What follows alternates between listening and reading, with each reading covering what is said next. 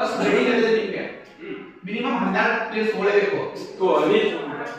ಓಕೆನಾ ಮ್ಯಾಕ್ಸ್ 14 ಓಕೆನಾ ಈ first rule second emerging players ಅಂದ್ರೆ ಚಿಕ್ಕ ಹುಡುಗರು 8 ಜನ ಇದ್ದಾರೆ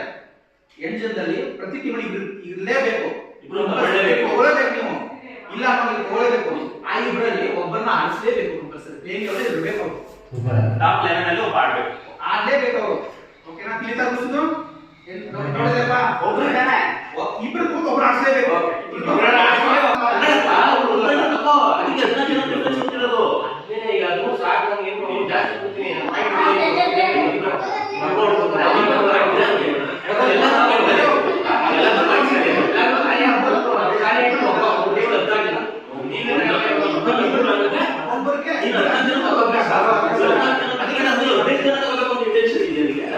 ಪಾಯಿಂಟ್ ಉಳ್ಕೊಳ್ಳೋದು ನನಗೆ